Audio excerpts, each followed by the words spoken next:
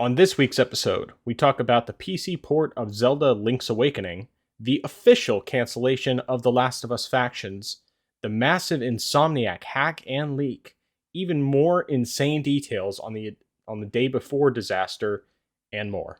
All of this tonight, but first, on to that beautiful bean intro.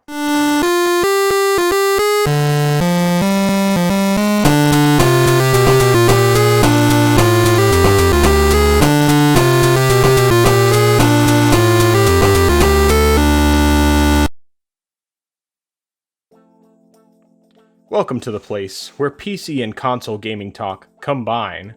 This is the Orange Box Podcast, episode 11. I am your host, the man whose PC port of himself requires a Windows Vista compatibility layer, Nathan, also known as the Frozen Gamer, 87. And joining me, as always, the man whose PC port of himself was taken down by Nintendo, Justin, better known as I Am Zeracon. How you doing today, Justin? I'm sorry. I'm doing well. It's been a roller coaster of a week. Just getting ready for Christmas break. Mm-hmm. We've had so much stuff going on today that by the time I left the office, my brain was just off. I was just walking on autopilot back to my train. But one good thing that happened this week was something that came in. So I sold my Nintendo GameCube a few years ago, but I saw something on eBay just because of the fact that for some crazy reason, every December, I just buy a bunch of Metroid stuff. I don't know why, but I just end up doing that for whatever reason these past few years. Tradition! Yeah, I gotta keep that up. But I did, so I saw this. Nice. I didn't even know that there was a Metroid Prime faceplate for GameCube. Okay. But I knew there was one for the Pokemon Gale of Darkness. But I didn't know they had made one for Metroid. Okay. So as soon as I saw that, I said, ugh, well, I guess I'm getting a GameCube. So I bought that. It came in. I wanted to play some games on there, but unfortunately, I realized that my games, primarily Metroid Prime, is in a box, and I don't remember which box I had put it in. So I'll eventually play it, but for now, I'm glad just to have that. But yeah, it's been an interesting week. So how have you been doing? Pretty good. I mean, it's been similar to you, an interesting week, but the plus side is that I am on vacation now. So as of today, Wednesday at 11 a.m., I am not working until January 2nd. So, or at least not working my job, but I get paid time off. So it's like I have 3 regular paid holidays, 1 floating holiday that I used up for this, and then I had to use, 3.5 days of PTO. So, worked out, get a full 12 days off, including weekends. So, it's very, very nice to get all that time off, and I look forward to it. Hopefully, we'll get some productive stuff done, but also get plenty of gaming in. That's the goal for the break. Obviously, spending time with family and everything as well, but that's a given. So, right. But yeah. So, what have you been playing this past week? So, to make up for not playing Metroid Prime on the GameCube, I played Metroid Prime Remastered on the Switch, and I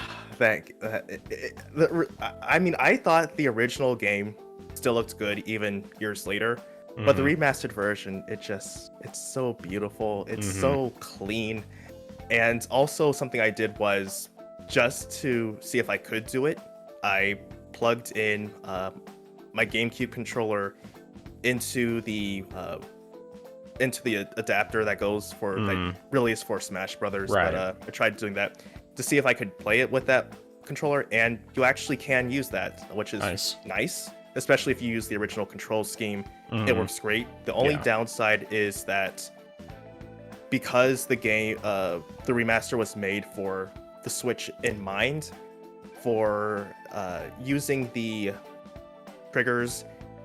They default to digital style, so you can't. So if you actually, it's a real pain if you're trying to lock onto something or scan something. You actually have to hold the triggers down all the way, otherwise it won't register at all. Which you didn't really have to do with the original one. Right. So I probably won't use the GameCube controller anymore just because I don't want to have to go through that. But other than that, though, it works pretty well. And overall, I mean, it's Metroid Prime. It's a good game. What can I say about this game? But yeah, it definitely was fun. But next up, I also played Super Smash Bros. Ultimate. And the reason I actually play this is funny. So my niece and nephew, they've been watching the Super Mario Brothers movie quite a bit recently, and they really keep just talking about Mario and Luigi and Bowser, and so I just put on Smash Brothers. I said, here's like the only thing I can think of that has all the characters right there, something they can see if they want to play. I know they're not going to really be doing too much because they're really young, but I figured that's something they can play. They enjoyed it. They kept saying, Mario, I want to play Mario. I want Luigi. I want Bowser. Donkey Kong? And then my nephew, I said, so who do you want to play this round? He said, Dinosaur. I said, Dinosaur? I said, oh, do you mean this one? The green one? And he said, yeah, Dinosaur. I said, oh, that's Yoshi. But it definitely was fun playing with them. One thing I will say, though, is that my skills in the game have dropped tremendously.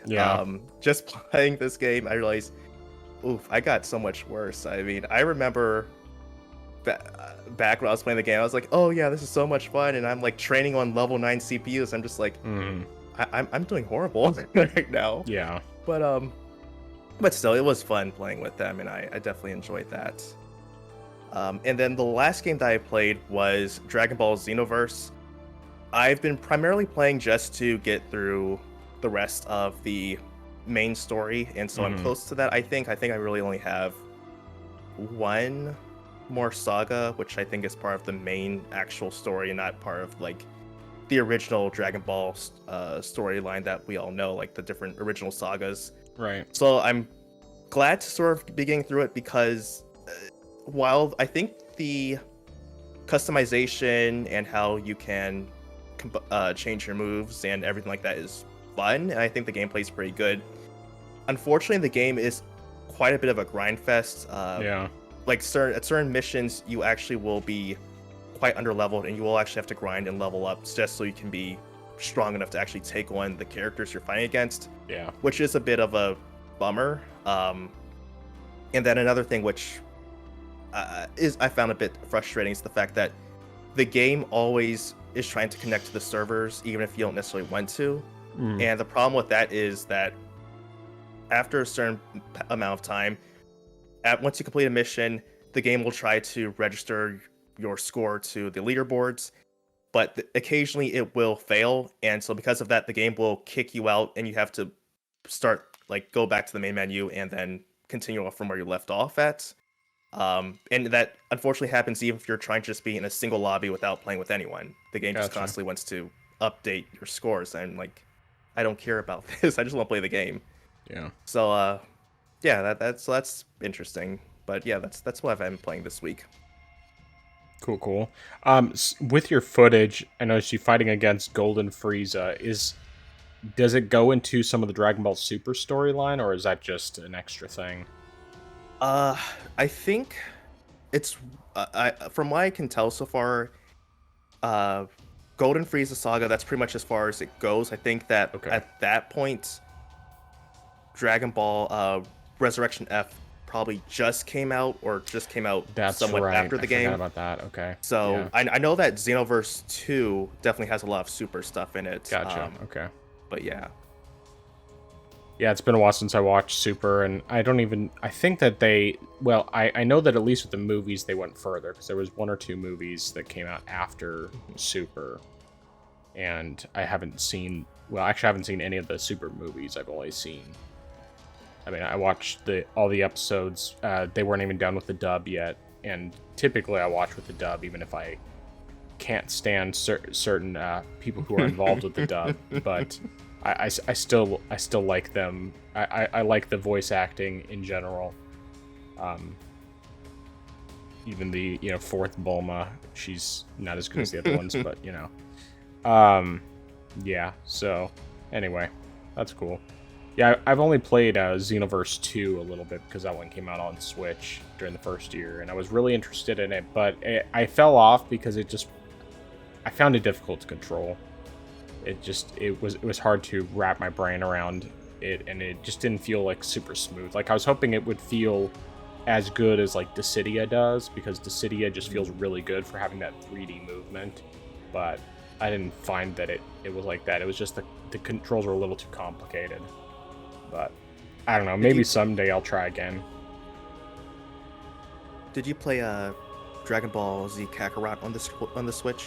No, Xenoverse is the only one I tried. I didn't want to try any of the other ones after that just because I couldn't get into Xenoverse 2. Okay. Yeah, I only reason I asked this because for some reason, and granted it's been a while since I've played it, I felt that even though it wasn't a fighting game per se, because it was focusing more so of the action or adventure RPG elements as well, I felt that the combat and controls actually felt better in that game than in Xenoverse. Okay, that's good to know. Well, maybe I'll look into Kakarot when it's on steep discount on Steam. I don't think I'd bother getting it on Switch unless it was just for a comparison. So yeah, because I doubt it would run at 60 on Switch, and that, for a game like that, 60 would 30. Yeah, I mean, I'm sure that's what it is. That's what it is for Xenoverse 2. So that's what I would expect. But yeah. Well, as far as what I've been playing, very obviously, still continuing Metal Gear Solid 5, The Phantom Pain, and enjoying that. I did actually, I looked it up and I was able to figure out how to get the frame rate unlocked so that it doesn't just stay at 60. It doesn't cap at 60. It will go up to 90 on the Steam Deck OLED. So that's really cool. I didn't have to adjust any settings or anything. Like you go into the config file and then you just change the frame rate to variable instead of, I can't remember what it was before. I think it was maybe auto is what it had it by default, and once I changed it to variable, it jumped up to 90 frames and almost completely stays there. Like it very rarely drops. So just such a well optimized game. And yes, the game came out 8 years ago originally, but it still is a great looking game. And the fact that it, I get 3.5 to 4 hours of battery life, even with 90 frames per second, looking as good as it does, I'm super happy with that. But something that I'm kind of mixed on now in terms of its performance, Ratchet and Clank Into the Nexus. So I played some more of that, and it keeps 30 a lot of the time, but sometimes when there's more going on screen, it will drop into the 20s, and occasionally even down into the teens, which can be pretty painful. I don't know how it does comparatively on the PS3. That's something that I really have to look into, figure out whether this is just a problem with the game in general. Like, does it always do that? Because it is a really pretty game. Like, it still looks really good, even though it's a PS3 title. But it wasn't so bad to where I couldn't play it. It's just kind of like, okay, this is not the normal thing that happens, and most of the time I still had enough. I mean, because of how much movement and everything else, and you don't have to be super precise, it's definitely something where I feel like I could deal with it a little bit as long as it's not the normal. The funny thing is, though, that I think that the Rift Apart, the latest one that came out on PS5, actually performs better on the Steam Deck than Into the Nexus. As a PS3 game, a 10-year-old PS3 game. But I mean, I played probably like another hour, something like that, and yeah, I mean, I enjoy it. It's still a really good game, and I'll probably stick with it on Steam Deck just because it's so much easier to play it consistently on there than it is to play it on PS3 because I can play it anywhere. So, at least for now, that's what I'm going to do, and I'll look and see if there's like a significant difference with playing it on PS3 or I mean, if it's like basically the same either way, then I'll just stick with the Steam Deck. I'll look some more into emulating it on PC as well, because when I emulated it on PC in the past, it only did 30. It's just locked there. And I don't know that there's really any way to fix that. But if there is, then I would definitely consider just running it on my PC and streaming it to the Steam Deck. And then, you know, be able to get better frame rate and everything else. So we'll see what happens with that. But some other things I did, I decided to record some more of the Steam Deck OLED versus Switch OLED comparison videos. So the first one I did was Ghost Runner. That one was an interesting experience going back to the Switch version because it's been about 3 years since I played it on Switch, and that was where I played it the first time. I do think they have improved the visuals in handheld mode compared to what it was before, but the only way I could be absolutely sure is to go into one of the later levels where I remember it being really, really bad and just kind of see how it compares. Performance seems to be about the same. Maintains 30 pretty well. But once again, there's like one particular level where I remember that it dropped down to being basically unplayable, and I had to just push through it when I originally played it, so it's another thing I might check out just to see if it's improved. I definitely won't play through it again on Switch because, like, the difference in playing it on Switch versus Steam Deck is just night and day. I mean, Switch, once I made a couple of changes to, like, the sensitivity for the right stick, and once I took off my stick extender caps that I had on the Switch sticks, that helped a lot. Because obviously they optimized it in such a way that it's made to work better with the short sticks. Whereas if you have the longer sticks, then it's so sensitive that it's really easy to get jerked off. And because it's only running at 30 frames, it really just kind of messes you up. So, like, when I was playing it that way, it was one way. I mean, it was one thing, and then as soon as I switched it over to playing on the Steam Deck, it's like fast and fluid, and it's very sensitive. But because of the high frame rate, easily getting typically 70 to 90 frames per second, sometimes dropping into the 60s, it's just like it felt super, super good. So I was half tempted to play through it again, but I was like, no, I better not, because I've already played through this game a couple times, and it's fantastic, but I don't really need to play this again, so. But then I also went ahead and tested Dragon Quest XI S, Definitive Edition, Echoes of an Elusive Age, or it's Dragon Quest XI, Definitive Edition S. I can't remember how the title goes. Anyway, the point is that it's these originally came out. It was originally the Switch version, and then they ported it to PC and Xbox. And it as expected, Switch basically about 30 frames per second. Looks pretty good. Cutscenes are identical between the two because the cutscenes were not downscaled for the Switch, but then the in-game is where you see the main difference, and it still looks pretty good on Switch, but it's definitely more blurry, and of course, on top of that, there's also the reality that the PC version can easily maintain 60 frames per second, whereas the Switch is at 30, so.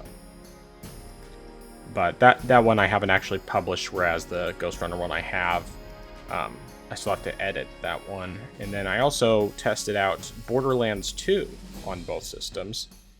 And surprisingly, it actually still plays really well on Switch. I had bought it on Switch Oh, probably... I mean, sometime when it was on sale. I bought it on Switch because even though I had it on Steam for many years, I had started it and never gotten real far, and this was long before the Steam Deck was announced. Otherwise, I wouldn't have even bought it, but... So I did comparisons with those, and the Switch version controls really well, especially even though it's only 30 frames per second. It does have gyro controls, which helps a lot with aiming, and overall it feels good, looks pretty good. Obviously the PC version, the Steam Deck version looks and runs a lot better, but I was still pretty impressed. And it turns out that even though I had restarted it when I got it for Switch, I actually got to about the same point for both versions of the game, even though it was like years apart. Both of my characters were like, one character is level 14 and the other one's level 15. So I don't know how that managed to happen, but it did. So whenever I go back to it, I will probably just play the PC version because, I have a portable version. It looks better, runs better, and I mean, it was, I don't know. Anyway, it's not that big of a deal. But some other things that I played this week. There was a surprise release of Zelda, a surprise PC port of Zelda Link's Awakening. And so I was able to get that running on the Steam Deck, and it's pretty fantastic. I mean, it was already a great game, but just the differences, the things that they did with it are really cool, and we might talk a bit more about that later. But yeah, once I got it actually working on the Steam Deck, it worked really well, and runs great. Thankfully has a few quality of life improvements, just in the simple fact that you can carry more than 2 items at a time, or you can have more than 2 items equipped at a time, is quite significant. Although initially it had the sword mapped to the B button on the Steam Deck, which, yes, he normally has sword mapped to B, but B's in the A position. And then I realized after a little bit that I could switch the positions on the controller, in the menu, so I did that, and that helped a lot, because I kept accidentally pressing the button for the shield instead of the sword, and I'd be trying to swing the sword, and I'd be bringing up the shield, and anyway. But yeah, still pretty cool. But more significantly, I got my physical copy in the mail, imported from Play Asia, of Sea of Stars, and I got to play that a bit yesterday mostly. I played like a little bit today when I had some time, but I think I played like maybe 2 or 3 hours, or at least that's what it felt like. It was kind of spread out a little bit, but I'm digging it so far. I still would. It's obviously heavily inspired by Chrono Trigger, which is my favorite game of all time, but it's not as good as Chrono Trigger.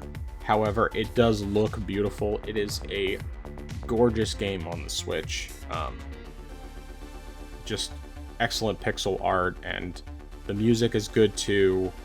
It definitely had. I was expecting the soundtrack to be more orchestrated, and it's definitely much more reminiscent of Chrono Trigger and being more like using an SNES sound font, it seems like. But it's pretty cool stuff. I'm enjoying it. I'm definitely gonna stick with it, at least, in addition to playing like Metal Gear Solid. But lastly, I can't remember what it was that really made me want to do this, but for years, ever since I got the Super Mario 3D All-Stars collection and played Super Mario Galaxy there, I've been wanting them to put Galaxy 2 on the Switch, because it just controls really well on the Switch. The first game does, and of course on the Switch it runs at 60 frames. It looks fantastic, controls fantastic. I thoroughly enjoyed it. And of course, 3 years later, and that game still has not come to Switch. And so I finally just decided, you know what? I'm going to get a Wii emulator. And I found out that there was a way to get the controls to basically play the same as it does on the Switch, while still having that 60 frames and, the improved visuals that they would do if they actually brought it to Switch. And so I've been playing some of that. And I haven't played a ton. And I was playing a little bit earlier for my kids to watch. And I'm not sure if it's because of increasing the anisotropic filtering that I had the issue, but when I was doing one of the boss battles, it was getting it was like definitely stuttering quite a bit. And that was the only part where I really had that problem, but I'm not sure if it was that or like a shader compilation issue or what. I'll have to go back and mess with it and see if I can figure out why it was doing that, because it shouldn't be. Initially I had it rendering at 1080p and I tried lowering it to 720p to see if that would help. Didn't really seem to make any difference, so I'll just have to mess around with it. I also had turned on HDR for it, but typically I don't think that really has much of an impact on performance, so I'm not sure what it is yet. It's probably the anisotropic filtering that is what's doing that to it. So I'll mess around with it later, figure out for sure what exactly I need to do differently, and then play some more. But yeah, I dig it. I expected I would. Basically, just like I said, it controls the same way that the Switch version of Galaxy 1 does. You have like the function that normally is mapped to shaking the Wii remote is just mapped to a single button, which is so much better. And the aiming, the pointer aiming is just gyro aiming. It loses center a lot, so you just hit the Y button on the Steam Deck and that recenters it, and that works just fine. The Yoshi controls have been mostly just fine with that, so that's pretty cool. But I've never played it before, because the first time I really played through these games was with the 3D All-Stars collection, and having them portable was a big deal for me. So like I played through all three of them back to back, 100%ed all three games, and I really wanted to play Galaxy 2, and I had bought Galaxy 2 on the Wii U back when that first came out, when they first started doing the Wii games on the Wii U digitally. But because I hadn't played Galaxy 1, I didn't really want to play Galaxy 2 yet. And then after I finished Galaxy 1 on the Switch, I tried playing Galaxy 2 on the Wii U, and it was just hard to go to the Wii pointer controls after getting used to using the Pro Controller and even just the Switch by itself. So I ended up just not even really trying that. And of course, it was also hard to go back to the lower resolution visuals after, having the nice high resolution visuals, because that game looks, it looks like a modern game. It really does. In terms of the quality. But I think, I don't know how much I'm gonna get to it right now, but I know my kids love Mario. My daughter especially loves Bowser. Loves Bowser. And so I might play that around my kids occasionally, just for the sake of just because they enjoy it. And I like those games a lot too. They're super fun. So then maybe eventually I'll go back to Mario Odyssey. I don't know. I still have a bunch of moons I never got in Odyssey that I'm sure I could probably get now, even if I'm sure some of them, especially on the dark side of the moon, would be really challenging. But if I could 100% Sunshine and some of the really tough levels in Galaxy, and of course 64, where most of the problems were just with the controls above all else, then I think I could probably pull off some of the difficult ones in Odyssey. But as I play Galaxy 2, I'm planning to 100% it for sure. Because I'm assuming that it probably has Mario and Luigi, just like the first game had. After you finish with Mario, you get to do it all with Luigi. And assuming that's the case, then I'll plan on it. But anyway, I've talked enough about that. So you got any other thoughts before we move on into news? No, I think I'm good. All right, so I touched on it a bit already, but we can still talk a little bit about the Link's Awakening DX HD port. And I think it's super cool that this thing exists. Basically, I mean, like, they got rid of all the loading screens in between areas, which is super neat. And you're able to completely zoom out from the map and, like, see the entire map all at once if you want. You could zoom out and then keep playing with just a little dot of your character on the screen. If you want, you could do that. And I've seen some people do that. And I think it's really cool that they did this. Of course, at this point, you can't get the file anymore. It already got shut down by Nintendo. I'm sure that there's still a way to get it, but the site where you could get it before, you can't get it there. As soon as I found out that it was available, I downloaded it immediately. And I didn't actually get to try it out until today. But what are your thoughts on this?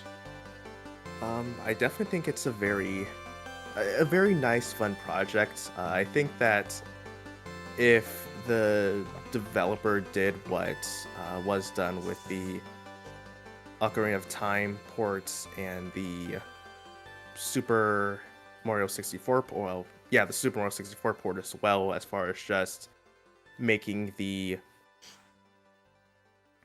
converter software and you just provide the ROM, then I think that there wouldn't have been any problems with Nintendo, because Nintendo couldn't touch the other projects just because it literally was just the software was completely new. It's just that it converted the original ROM to the PC EXE. So I think that if they had done that, the project still would be up. I think that the idea, though, is definitely great, especially being able to play the game all across the map seamlessly without any loading screen. I think that's pretty nice, especially also, as you mentioned, being able to zoom out and see everything. Now, I know that definitely would be a bit of a problem if you're playing on the Steam Deck, just because that little small screen, and you're picking up that whole map. I think that would be a bit of a challenge, but that's still pretty cool to do. I haven't played it yet.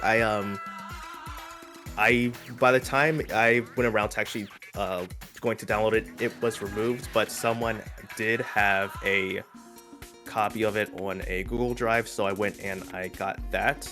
So I'll get back to that and start playing around with that later on. But yeah, I think it's definitely nice, and it's good to see that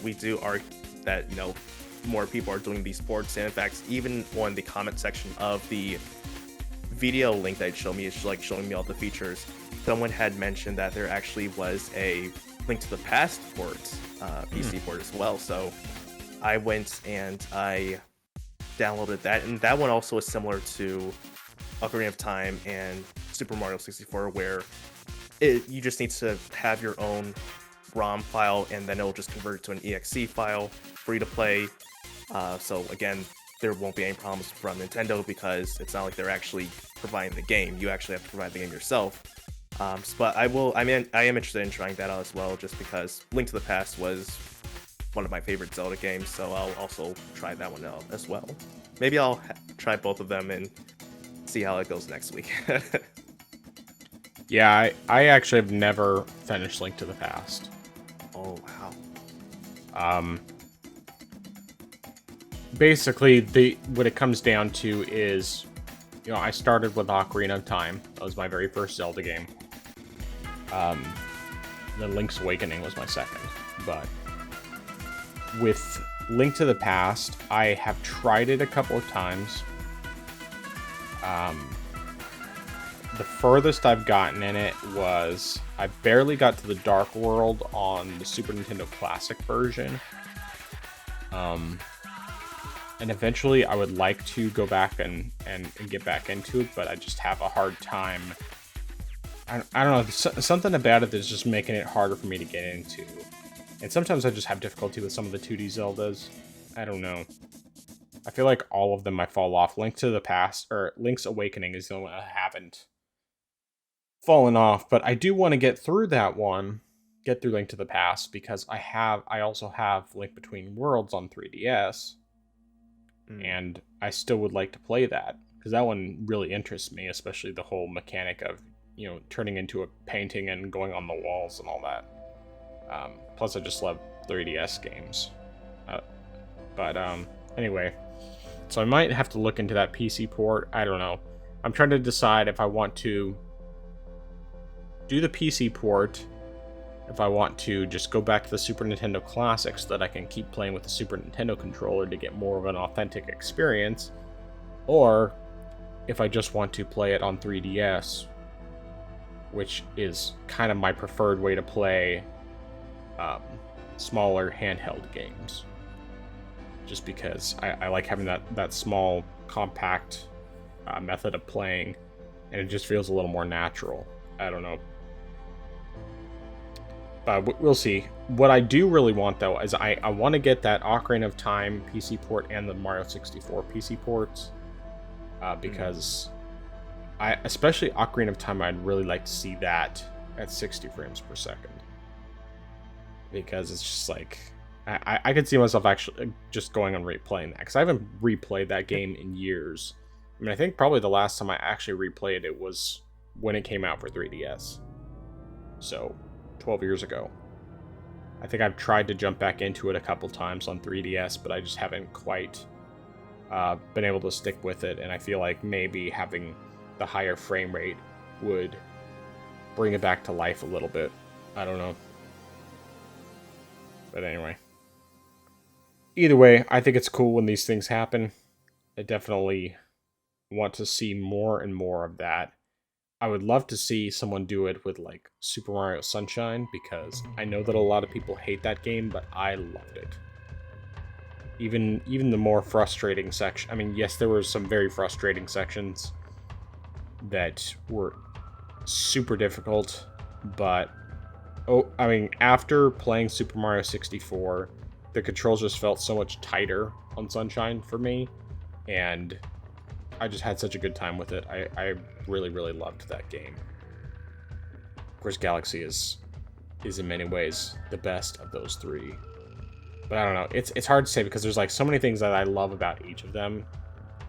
And I can't really say that there's like definitively one that I love more than the others. It's just like some aspects I like better of 64, some aspects I like better of Sunshine, and some aspects I like better of Galaxy. And when I finish Galaxy 2, I'll be able to say if I like that or Galaxy 1 more. But anyway, I'm rambling. Let's move on to the next topic, unless you have something else with to say on those things. Nope, I'm good. All right, so we had talked previously about The Last of Us Factions being put on ice. And now Naughty Dog has officially announced that they have canceled the project. So, what are your thoughts on this? I mean, I guess I can't say I'm too surprised, considering how things were going with the project, especially since starting all over again, or trying to improve things after the feedback that they'd received for Factions before. But it is interesting though, because there was the statement saying that part of the reason why they canned it was because they said, well, we would have to decide if we were going to be a single player company or a multiplayer company, which on one hand, I guess I don't really understand that sentiment, because you could technically do both. I mean, I don't see how making a multiplayer game would stop you from still putting out single player titles. I mean, the only thing though would probably be because of the fact that they would be making this a live service game, so they would need to focus on constantly updating it, constantly providing patches and stuff like that. So I can understand that part, but I don't see how overall it should detract from them being able to put out more single player games.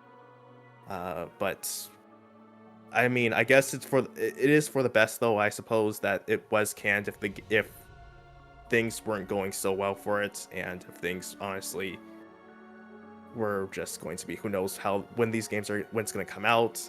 And of course, Sony as a whole has been struggling. I mean, we talked about before how they cut the number of games they're going to release within the next few years in half for live service games. So I think that this honestly is for the best. I know that people have looked forward to Factions, especially since people who played Factions on the original PS3 version of Last of Us. So I know that people are probably a bit disappointed, but on the other hand, at least you're not going to be getting a subpar experience that completely ruins the experience that you had in the original game. Yeah, there's just so many issues with this. I mean, on the one hand, yeah, it's good that they're not getting a subpar experience and all of that, but at the same time, this is just kind of another example of bad management. I mean, the fact that this is something that was originally supposed to come out with The Last of Us Part 2. And then they decided it wasn't going to be ready in time, so they pushed it back, and they said it's going to be coming, And then they decided to change it and said, we have a new vision for this. It's just going to be too big to be part of The Last of Us Part 2. And so it's going to be its own separate thing, and it's going to have like a story and so on and so forth. And then Bungie gets acquired by Sony, and they basically take a look at it and say, this is not going to work as a long-term live service game. Which, on the one hand, I see it as, you know, Bungie knows how to maintain a long-term live service game despite the recent issues they've had. But on the other hand, they really could just have put it out and done some basic cosmetic microtransactions and probably still could have done some good with it. But, you know, after Bungie looks at it and says that this is not going to work, they put it on ice, and then they finally decide, we just can't maintain this because it's not something that I think they just had too much work to do. And between that and the other two projects, single player projects they have working on, which presumably are Last of Us Part 3 and then a new IP, I don't know. I'm not impressed with Naughty Dog as of late. Like, they've done some great games in the past. I still think their Uncharted games are great. I mean, they're not like, not that they're necessarily like the most inventive games or anything, you know, what have you, but they're solid games. And I felt like, especially with Uncharted 4, they did a lot of things to really improve the gameplay over the previous games, which the previous games were good, and I liked the stories and everything, and, you know, there was a good balance of stuff, but I felt like 4 did a really good job updating the formula and bringing in some of the things they learned from doing The Last of Us, and also just making it a little more dynamic in terms of gameplay. But they've just been stuck in this rut with The Last of Us for these past several years, and it's like the last time we got a new IP was the first Last of Us in 2013. And since then, they've just been doing The Last of Us. Whereas in the PS1 they had Crash Bandicoot, PS2 they had Jak and Daxter, PS3 they had Uncharted and The Last of Us. They had 3 Uncharted games plus The Last of Us. And then PS4 they had Uncharted 4 and The Last of Us. Well, I mean, The Last of Us Remaster, but we don't really count that. And then they had The Last of Us Part 2. And it's just, they are so focused on making games that look super realistic and tell a compelling story, whether you like that story ultimately or not. At least in terms of how they tell their stories, they're good at what they do. But this isn't a good thing, and right now, I can only hope that Naughty Dog can do some course correction and that whatever it is that they have to show next. First of all, I'm hoping that their next game that they show is not the next Last of Us. They need to show something different. They need to have a new IP come out before the next Last of Us game so that we're not going through this again, because the reality is the next one is not going to do as well as the second one did. Because there's a lot of people who really hated the second part and are not willing to give them another chance. Anyway. It is what it is, and I don't care about Naughty Dog anymore. As far as I'm concerned, Uncharted 4 was their last game, and it was a worthy send-out for the studio. And anything after that, I'm going to maintain the skeptical eyebrow. So, anyway. Any other thoughts on that? No, sir. Alright, so this Insomniac hack and leak. So to give basically a summary in case you have not been paying attention to gaming news as of late. Recently, Sony had a big hack happen, specifically with Insomniac games, and the hackers showed proof that they had a bunch of stolen information, about 1 terabyte worth of stolen information, that included not only stuff about unannounced, about projects that hadn't been revealed, or at least hadn't been shown off yet, other than a teaser trailer, but also some unannounced projects. They had pictures of actual employee passports, to where it's okay, this is all really secure information, and they were requesting to get $2 million worth of Bitcoin, so 50 Bitcoin, as ransom. And if it wasn't received by this past Tuesday, they were going to leak it. Well, it wasn't received, and they leaked just as they said. And there was a bunch of information in this, and I don't have notes on everything, but most notably there was plot information, as well as actual, not just screenshots, but early gameplay footage of the Wolverine game. There's also basically a timeline put up of additional projects they have planned, some of which are unannounced. And I'm not going to say the name of those until I put up a spoiler warning, but I will actually... we can get into those after we talk about Wolverine a bit, because we knew Wolverine was coming. It was something that was announced a while ago. A lot of people were really hyped about it. We'll talk about that in a little bit, but there's also some information on the amount of money that Sony made off of its PC ports, and just even some of the Insomniac releases in general, like Ratchet and Clank Rift Apart. So, I think we should start off by talking about that Wolverine gameplay, and we won't spoil anything. So if you haven't watched it, if you're trying to avoid watching it, all we're really going to talk about is just our general impressions of what we saw. So, did you have a chance to check that out? Yeah, I did see some clips, and unfortunately, I was able to watch some of the first clip you sent me, but I didn't watch all the way through. But when I came back, the video had been taken down. But I did actually see some other clips that had been posted, so I was able to, I think, get everything that was leaked, or at least everything that was shown.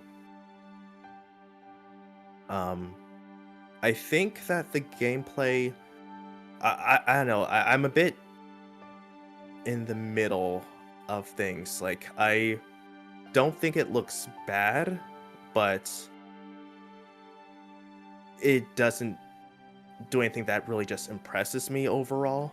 I think there are some interesting things there, sort of like, I guess, what could be the equivalent of the fair takedown from Arkham Knight, sort of like how Wolverine focused on an enemy and then attacked them from a long distance, sort of like how, like I said, how you do the fair takedowns in Arkham Knight when you ambush enemies, focus on them, and you can instantly take them down.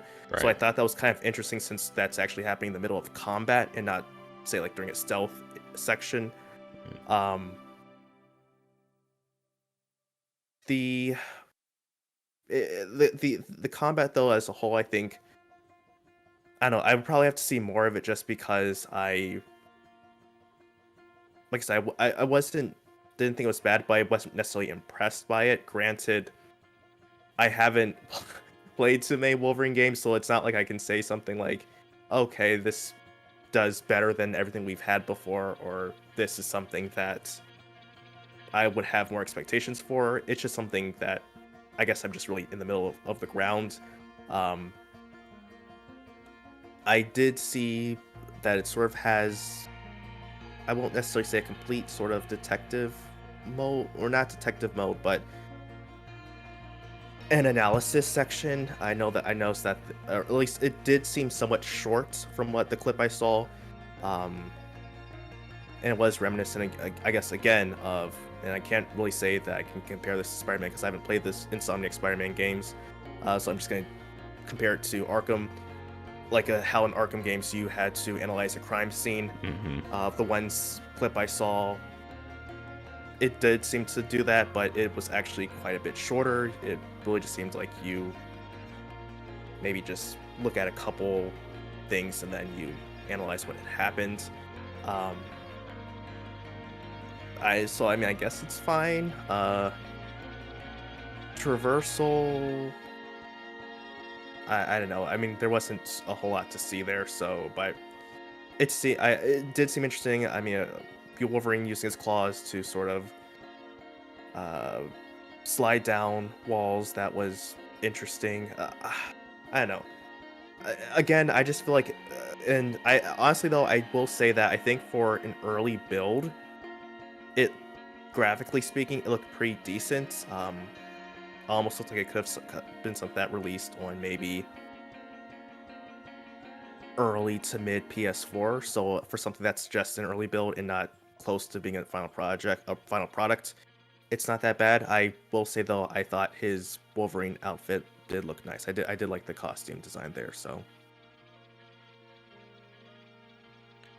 yeah. So I mean, obviously I agree with basically everything you said.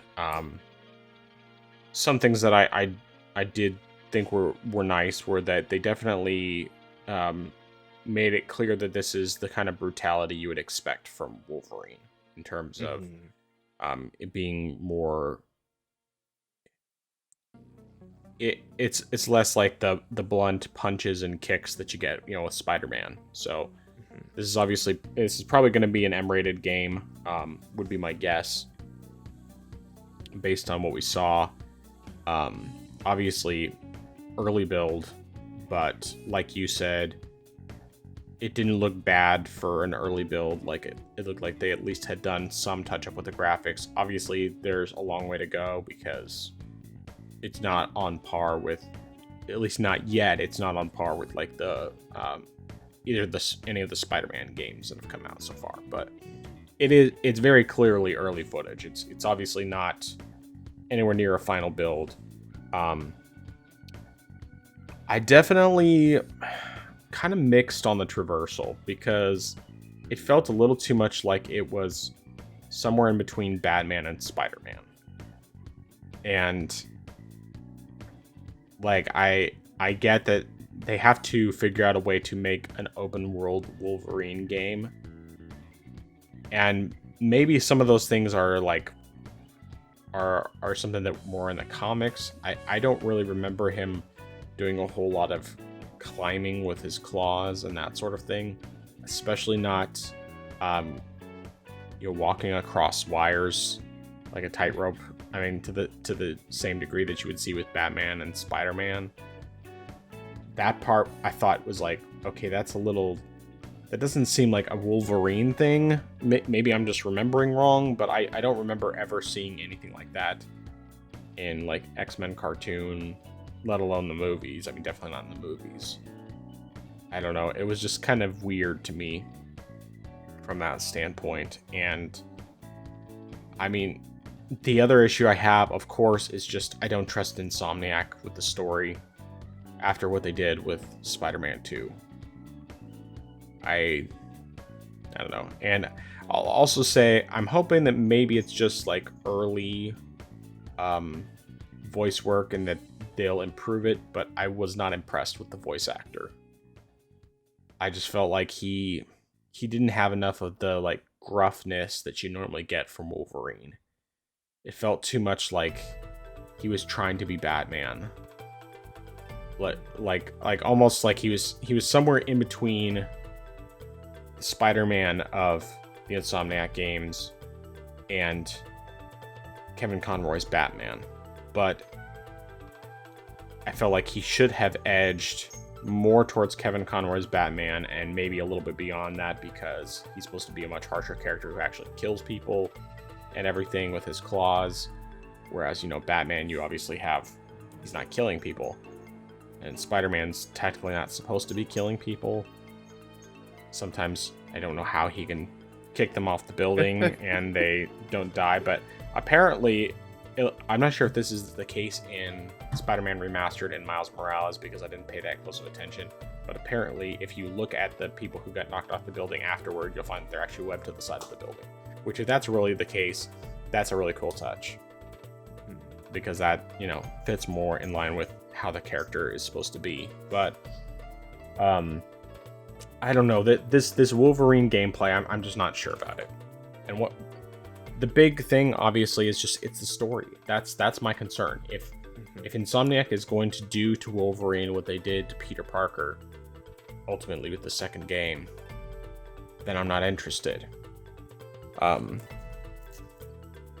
But if they treat his character with respect, if they treat him more the same way that the first Spider-Man game treated Peter, then I'm all for it. And I'm willing to give them a chance, because it's like, okay, you know, if you're going to create something good, then I will give you the benefit of the doubt from that standpoint. But I'm definitely not going to, it's not going to be a day one thing for me, even though you know, it will eventually come to PC. So that's about all I have to say about Wolverine, I think. I can't think of anything else that really stood out to me other than what I've mentioned, but even so, I mean, it's interesting to look at the early stuff. Kind of cool to get a little peek behind the curtain and at least get some idea of what's coming. And, you know, it's easier for me to be willing to wait when Spider-Man 2 just happened. yeah, and also, you just reminded me now of something else. The fact that Mystique was mentioned in one of the clips, and I really got nervous about what could happen just because of something that happened recently in comics with Mystique that I won't go into, but it was just one of the what even moments that it really took the cake. Like, a lot of weird stuff has happened now with comics and modernizing things and making them for a more inclusive audience, but that one really, I think, took the cake. So if Sweet Baby is handling this one too, I can only imagine, like, oh boy, yeah. But one thing though I actually will say, actually when you mentioned traversal also, is something that I hope they would do is they would give him his motorcycle, because that is something that he has had before in the comics and in the shows, that would be cool. In the movies. If he has that, that could make things a whole lot better, especially since it's not like he's Batman or Spider-Man where using your bat grapple to just like quickly get around, or using your web system around. That's something that could help with him move around quickly, so that way you're not constantly just jumping rooftop to rooftop trying to get around. So that's something they could do. True, that would be cool.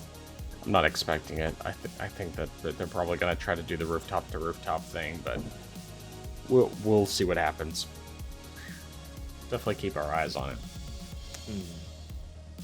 So additional things that we had revealed through these leaks, and this is going to be semi-spoilery in just more that it specifically talks about 2 projects that are currently unannounced, but you may have already, depending on how well you've been able to avoid it on social media, you may have already seen this. So there's going to be spoilers here briefly, and I'll make sure to mark off the section where we talk about this, and that way if you don't want to know about the unannounced projects from Insomniac, you can go ahead and tune out for a little bit while we talk about this. So spoilers starting in 3, 2, 1. So unannounced projects, we have a Venom game that is actually supposed to be coming before Wolverine. And additionally, we also have an X-Men game that's scheduled for, I believe it's around 2030, 2029, something like that. And I can't remember if there was a subtitle for the X-Men game, but both of them are supposed to be coming. I think they said Venom, it's like 2026 maybe, and then Wolverine would be after that, and then they have like another Ratchet and Clank game, which, you know, without a subtitle or anything, not surprising they're doing another Ratchet and Clank. That one's not really as much of a spoiler, it's just kind of like an inevitability. And that one I'm much more willing to give a chance, even though, unless it's day and date on PC, I probably would wait on that as well. But yeah, I don't think there were any other games on their queue there. Spider-Man 3. Oh yeah, Spider-Man 3, yeah. But I mean, granted, we technically already would have guessed that that's coming. Right. It was an obvious thing. The Venom one was less obvious, but not surprising necessarily, especially because you basically got very little time to play as Venom in Spider-Man 2. My real question is, who is going to be wearing the Venom suit for that? Because Spider-Man 2 has it as Harry Osborn. And then they changed Scream to be Mary Jane.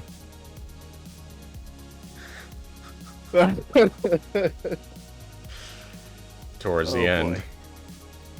Boy. It made you want to scream. Yeah. Yeah.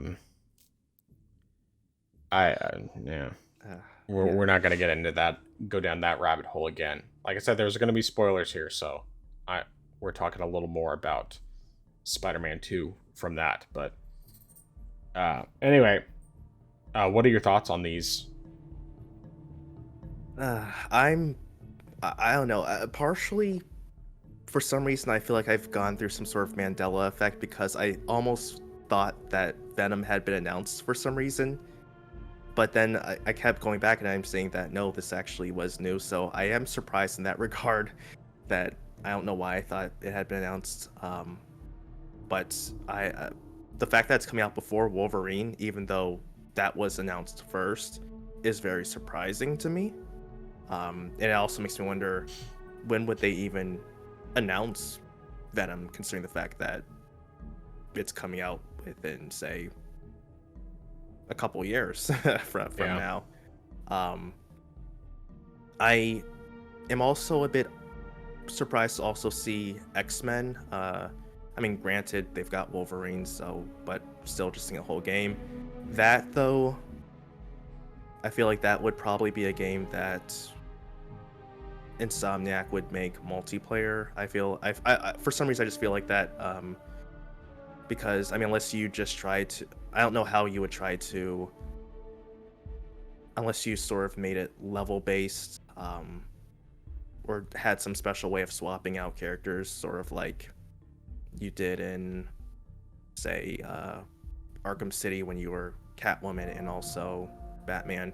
I don't know how you'd handle playing all those characters. Granted, you probably wouldn't have a full roster, so I kind of feel like maybe I'm hoping they win, but it might be something where it's like Marvel's Avengers or say Gotham Knights or it's something like that where it's a multiplayer game, but you can also choose which character you want to play as. Hopefully it won't be something that's live service though, but who knows with that. One thing though is with Spider-Man 3, I already was tapping out at Spider-Man 2, but I'm definitely tapping out at Spider-Man 3 just because it's bringing in the rumor said it's going to have the Spider-Verse in it, and I'm tapping out at that. But it is interesting. They'll have all the Spider-Man except for Peter Parker. Except for Peter Parker because he retired.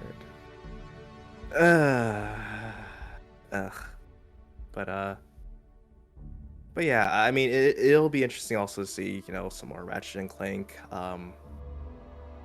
But I guess on one hand, though, I guess there's a sort of a shift now that Insomniac, for the most part, is now just doing superhero games now. Which is kind of, I don't know. I guess it's kind of odd seeing them that this is now just their thing. They're just doing this one sort of genre per se, but I guess it's been because of the success they've had that they figured let's just keep going with it. Right. I don't know. I guess it would be nice to see them to do a little something different though. Yeah, I mean, you think about it though, with the exception of Spider-Man. And like Sunset Overdrive when they did that, have they done any other genres besides, any other games besides like Ratchet and Clank? Because they did a bunch of Ratchet and Clank games.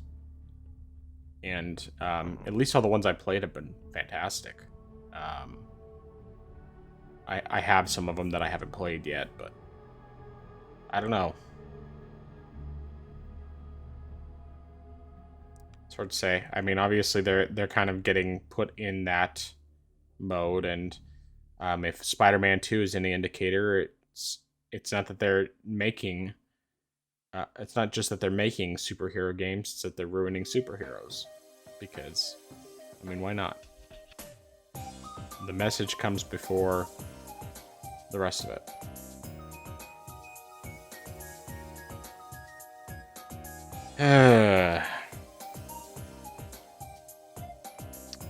Alright, well that's it for the spoiler talk, so I'll mark that here in thing. Obviously it wasn't a real long thing, but there were some stats released on PC port sales, and I'm not going to touch on all of them, mostly because I don't have the stats up in front of me, but also because it's not super relevant. But I will say, basically, obviously Horizon Zero Dawn was the best selling of the PC ports, because that was the first one that came over, first of the first party games, and it was people communicating to Sony, we want these ports, we want you to bring the games over, so keep it up. And it's been progressively lower with each release that they put out. I don't think it showed Returnal on there. I think it only went up through like Spider-Man Remastered and Little Big Planet. I can't remember if it even covered Ratchet and Clank.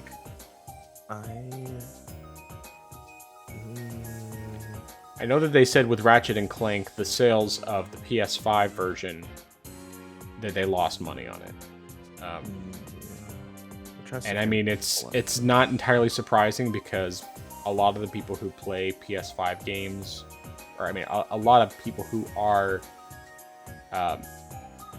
PlayStation owners are less interested in that type of game.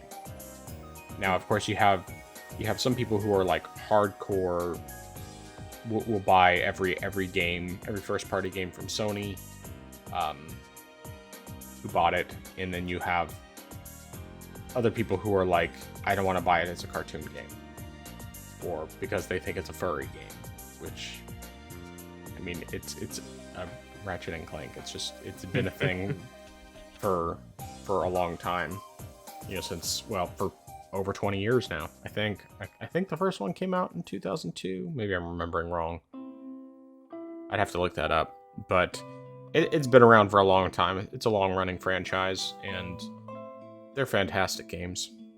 So, but I mean, I personally did buy it right when it came out on PC. I don't regret it. It was a bit expensive for a brand new, for as short of a game as it is, but it was a really high quality game. Like, it was a fun game. It's one that I would probably replay because it's not terribly long, and I could play it all on my Steam Deck, pretty much. So that was a pleasant experience overall, and thankfully, even though it had, Rivet come in as essentially a female counterpart to Ratchet, at least for this one, there was no indicator that it was like, oh, she's going to replace him. Now, if they did that in the future and they replaced him, that would definitely be something where I'd say, I'm not supporting that, because it's called Ratchet and Clank, not Rivet, and I can't remember what the robot's name was. And I mean, like, as you switch back and forth between the two of them, no problem. And it was a solid game. It was really fun, and just really well designed, as expected for a Ratchet and Clank game. But anyway, so yeah, obviously the PC ports have had diminishing returns, but a lot of it is also just because they don't go on sale very much, and PC gamers are perfectly fine waiting, because we have more than enough games to play just from Steam sales. And a lot of people don't buy full price games, or if they do, it's few and far between. Which I'm definitely more of a few and far between. But I think I bought probably more PC full priced launch games this year than I have previous years. Even though most of them I bought through Green Man Gaming, so I ended up saving 20% on almost all of them. So technically I didn't pay full price, but anyway.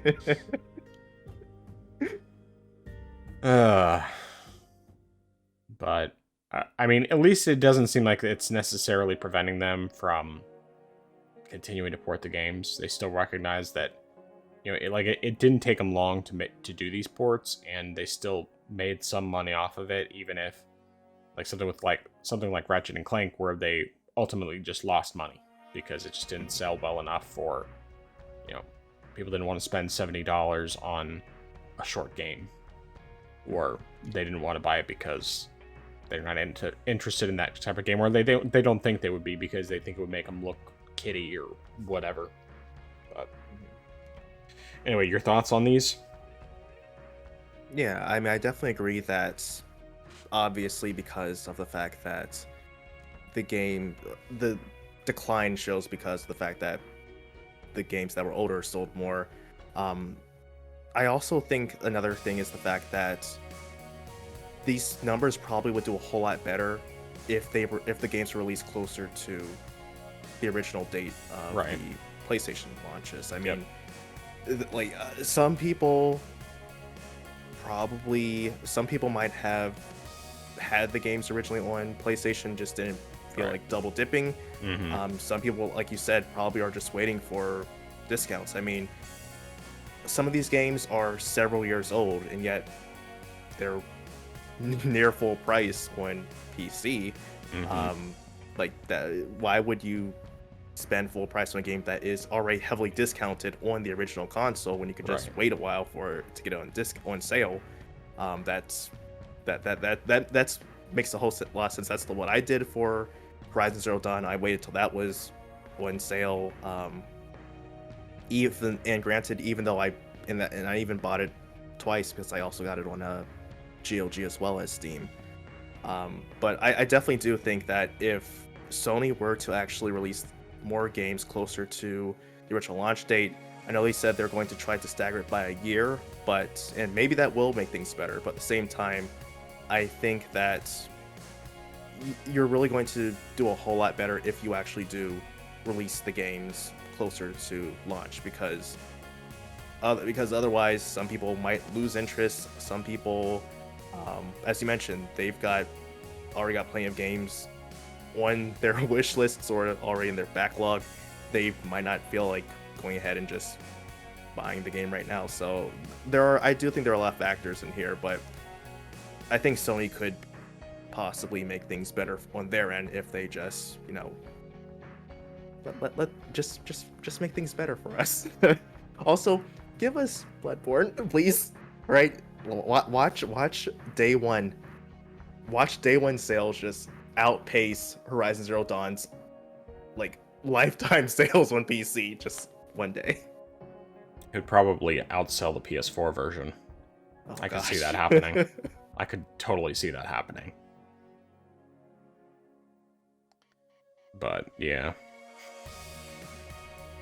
Yeah, I want Sony to keep doing their ports. They have some quality games, and like I definitely understand arguments that, people have about the games being all very similar, and that's totally fair.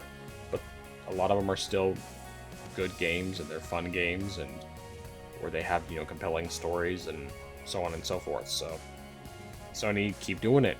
Keep putting your games on PC. Put them on PC closer to the release date. If you could do it within a year, that would be great, because that would be you'd see probably a lot more sales that way. Because you have to realize that PC gamers are not, in general, going to go buy a PlayStation to play the next game in the series. They'll just wait.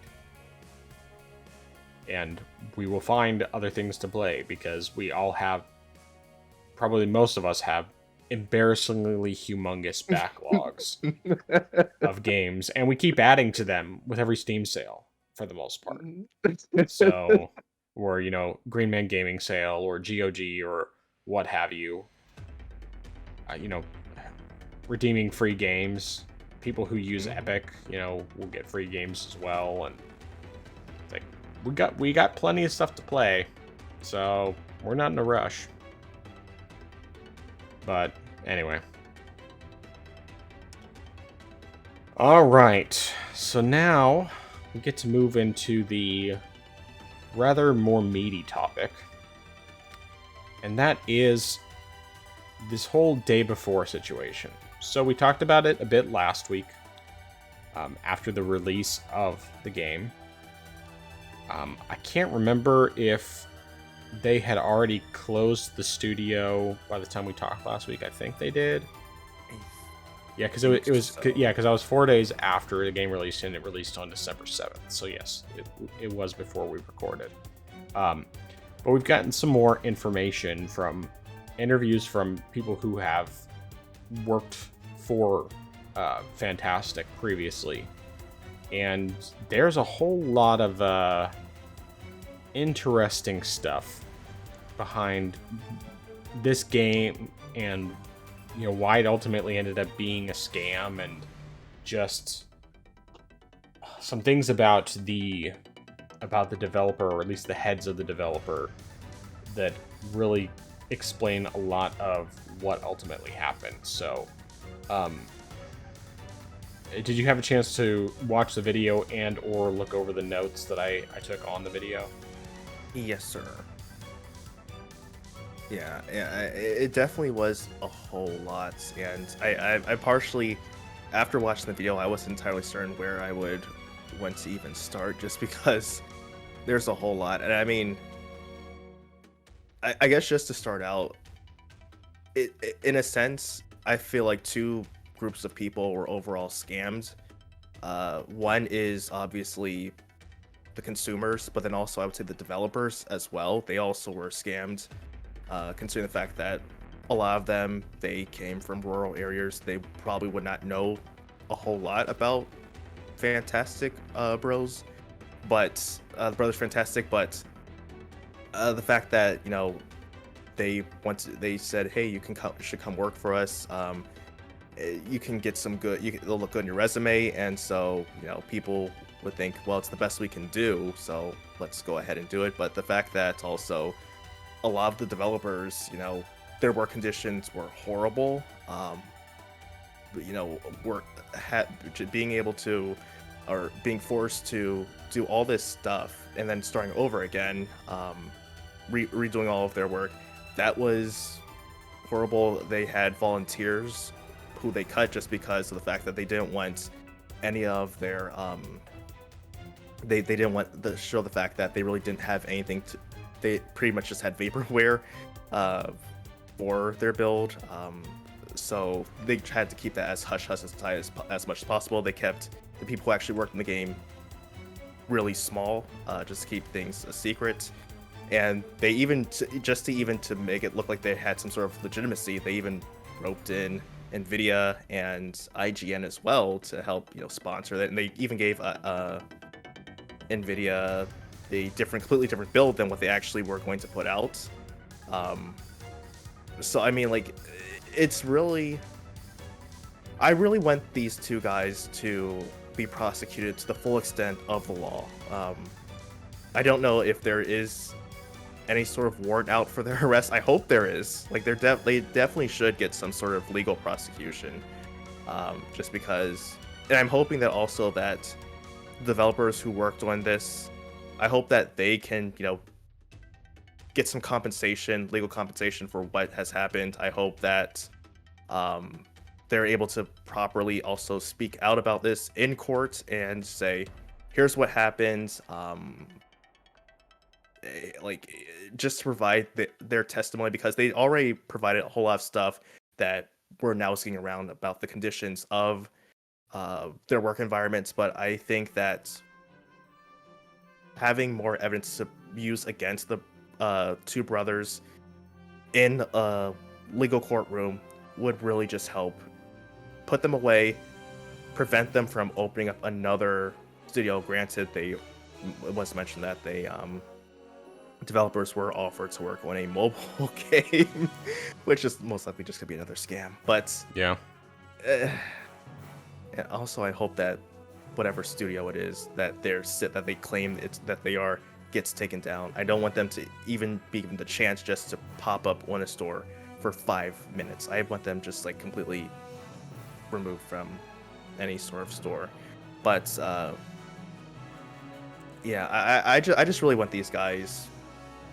I just want these guys to have their day in court and really have justice served upon them, because what they've done, from, like I said, from two sides, from both consumers and the developers, is completely unacceptable, and they really just need to get a full sentence. Yeah, I think the big issue is we don't really know what type of laws and everything they have over in whatever country they're in. I know that they got some funding from Singapore, but some of it from watching that video, it sounded like some of it like they were in some way connected with Russia, and I don't know how all that works. But yeah, we have no idea what their laws are there compared to what they are in the US, and whether or not there's any sort of way that they can actually be prosecuted for this stuff. So but kind of covering some additional details apart from the stuff that you've mentioned. They started off with this game called Prop Night in 2021, and the development of this game is one where kind of the really bad working conditions were very clear. They'd have the developers locked in offices for weeks at a time, basically not able to shower, not even necessarily having time to eat in a lot of cases. They basically they told the developers, this is how games should be made. We should be stuck in here for weeks working on this. They released the game, and it got some reasonably positive reviews on Steam, and these brothers who run Fantastic basically just got huge heads, like huge egos on them, and they started to think that they were on the same level as Kojima. And so after this game released and was doing reasonably well, they forced their development team to completely rework the game's visuals from scratch, trying to make it look more like Resident Evil. And that, of course, caused the player base to drop off dramatically. And the thing is that, like, looking at the original trailer that they had for Prop Night, it actually looked good. Like, the graphics looked good, and it looked like it could be a kind of a fun, interesting game. But they had their developers rework the visuals. That caused the player base to drop off. And so then they panicked and had the developers revert the game to what it was, but by that point it was already too late. The damage was already done. And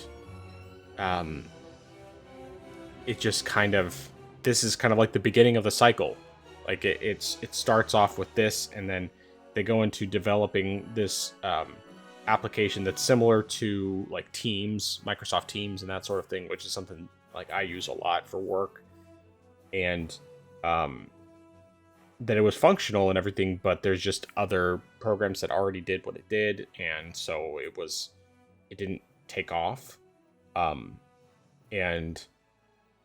But they had already at this point signed on with the publisher Mytona to begin work on AAA game, which was of course the day before. But the day before had a whole bunch of issues. So similar to what they had already done with Prop Night, they kept changing their minds on what kind of concepts they wanted to use, what art style they wanted to use. The other video I sent you previously showed some of the earlier versions of the game where it was more cartoony and that sort of thing, or well, maybe not cartoony, but it wasn't focused on realism. And then they changed it a few times, and like one of the trailers that they put out, I think it was like January or February this year for the day before, they had the person who was walking around was like a girl in leggings, in what's the word, yoga pants. You know, it's just kind of like, okay, you know, you're obviously appealing to a certain base here with these visuals. And it was one of those red flags where this just doesn't seem right, and it seems kind of empty, and why do you have a girl walking around in yoga pants shooting at zombies? And I don't know, but I guess apparently the game was originally a lot larger before. And like you mentioned, you know, NVIDIA was given that separate build of the game to show off ray tracing, and they fooled IGN, but that's not surprising given the meme, you know. You can't spell ignorant without IGN. I used to think that was just really obnoxious, but the more I've seen from IGN, the more, in the past several years, I'm just like, yeah, that's pretty accurate. But yeah, like the game was originally, they created like 500 gigs of source code that never got used. And the released version that they put out a couple weeks ago was a 10th of the size of the original assets. So it was just significantly smaller. Apparently, the development of this game, they made the game and remade it 5 times. And the first 4 years of development, they actually developed this game for 4 years as a single player game before they decided that they wanted to make it an MMO. And of course, they've also switched engines numerous times. Ultimately, more recently, switching over to Unreal Engine 5. One of the reasons they delayed it. And 2 months before release, the developers were told to make the game world look like Spider-Man, like the Insomniac Spider-Man games. And they wanted to have like all the assets, all the the vehicles and the like items you pick up in the environments, like watches and backpacks and clothing, all be like super fancy, like high-end stuff. And they would just give like insane deadlines, something that, you know, normally should take, you know, a day or two at least. They'd say, you need to get this done tonight, and you have to get this done overnight. And then right after these people, you know, made these changes, then they changed their minds and they just tossed it in the trash, basically. Like you mentioned, you know, they were People wonder why it is that the developers who worked under the Fantastic Brothers didn't just leave, and it was because a lot of them were recruited from small rural provinces and were basically promised, the sky and beyond, that this was going to be huge. It was going to be huge for their career. They were going to, it was going to be great for their resumes, all this other stuff, and that it was going to be worth all the work. And these people just believed them because they just didn't know any better. And so it was just like they didn't really have other opportunities. And there's a lot of these people that they literally just went in not knowing anything, and they had to learn on the fly how to do these things. So it's crazy. And they'd have 18-hour days working in the quote-unquote studio, which we don't even know if there actually was a studio. They didn't get days off.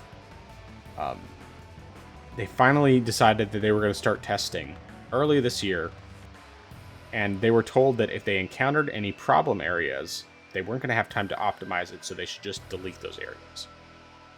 Which is part of why the game ended up being so small and empty, and there weren't much of any zombies, even though it was supposed to be a zombie survival game. Then people who volunteered to help make the game, as soon as they said that they wanted to work on the day before because they were excited about it, they were immediately let go. Because it was vaporware, and they didn't, the Brothers Fantastic did not want them to know that this was just vaporware. They didn't want it to get out. And then to make matters worse, on top of all this other stuff, the publisher, Mytona, never bothered to check on the progress of the game until November of this year. They sent specialists in to help with development, and the specialists went back to them and said, there's no way we can save this game. It's just, this is not fixable. And so they kind of had to just move forward. And when it came to the time that they were doing the launch for the quote-unquote early access, the Fantastic Brothers were not even there. They weren't there to help with the launch, help make any decisions. They just basically left it to these developers. And then all this stuff happens. It releases. It's buggy mess. It's absolute garbage. And Fantastic, lets their employees know we're closing down the studio 4 days after it starts. Yet another example of them being, constantly changing their minds about everything, having these knee-jerk reactions. And Mytona, the publisher, received all the rights to the game after this happened, and just voted to go ahead and close down the project completely. And now, as you mentioned, employees are being offered to work on a new mobile game from Fantastic. Although I don't think that it's going to be called Fantastic anymore. At least I would hope that they would be smart enough to not do that, but yeah. There's a lot of information here, and I summarized it as best as I could, but wow. Mm-hmm.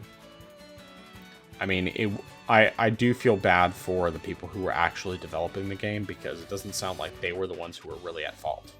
This was entirely a leadership issue. And these psychopaths who somehow believe that they're Kojima. Kojima's crazy, but he's not a psychopath. He's just... he's not... I don't know if he's so much crazy. He's weird. Eccentric. That's the best word for it. Yes, he's eccentric. Very much so.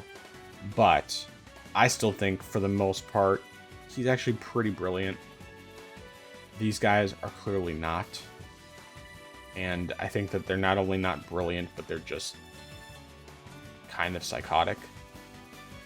Now, hearing about all this, about these constant, shifting things back and forth, changing things after, demanding that they make all these changes.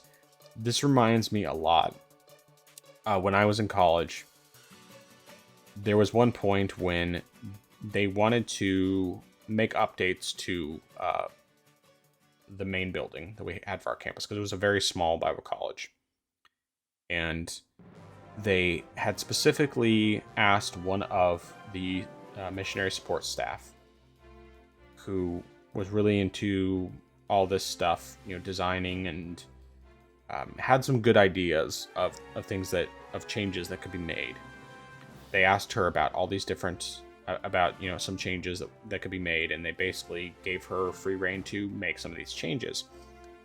But the thing was that she would start a project, and then she'd get distracted and start another project, and get distracted and start another project, and get distracted and start another project, and we'd end up we would have, like, the carpet was torn up, but then while the carpet was torn up because it was going to be replaced with like some different tiles, and I think like some of it, like the entryway was going to be replaced from linoleum to tiles, and then I think the carpet was all being replaced as well with like newer carpet. But then there was also supposed to be, they were like trying to do like a border thing around on the lower part of the walls. I don't know what you call that part, but anyway. And then painting one of the walls, which is supposed to be pumpkin pie, but really it was baby poop yellow. And it was just like all these different things were started, but none of them were getting finished. A bunch of money was being wasted on all this stuff that was meant to improve the building. But it's just like, there was no settling on getting things actually done. Instead of doing one thing, finishing it, then moving on to the next thing, it was starting one thing, then starting another thing, then starting another thing, then starting another thing, and not finishing anything.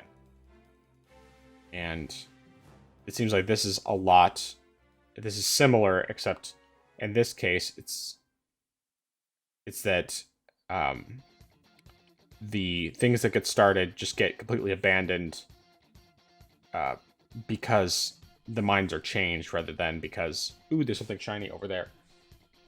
And while I get that to an extent, because I definitely can be like that a little bit when I'm like working on a project and then I get distracted by something else.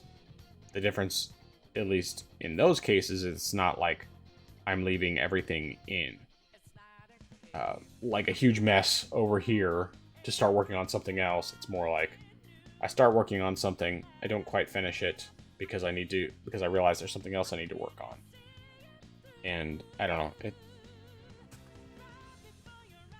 I talked way too much about this, but after going through all this stuff, do you have more thoughts? I mean, I don't really know what more I could even say. Like, it's just a horrible situation all around. Who knows? I mean, I'm trying to remember. I don't think I saw anything in the video saying that the employees weren't paid, but still, I feel like whatever they were paid definitely was not worth the work that they put in. Like, they definitely would deserve more than whatever they were promised. I'm hoping that the people who were offered to work on the mobile game learn from like what they had been doing and realize this will not be worth it. It's probably going to be something that is not worth the hassle, even if it's hard to find another job in this field. I would rather take that chance than go through this, go through what I went through this previously. I hope that Right. I'm also hoping that maybe if people who have worked on that project are able, like, or say even know people who are interested in getting into the field, can warn them saying, don't stay away from those people. They are not, they're not dependable. You don't want to work with them. it's not a good environment. I do hope though that they are foolish enough to use uh, their same name, just so that way it's easier to keep tabs on them. Right. Like you said, they might change their name, but I hope they don't, just so that it's easier for us just to point them out, call them out, and then get them shut down again. Yeah, and even if they don't use the same name, if they show their faces, anybody who's seen their faces can probably pretty easily tell, who they are and what kind of, people you need to stay away from. But we'll see. I mean, it might be, it sounds like at least some of this is more like a lot of these people signed on in the first place because of desperation. They thought that this was a good opportunity, and, being in rural areas, not having a whole lot of opportunities in terms of jobs and everything else.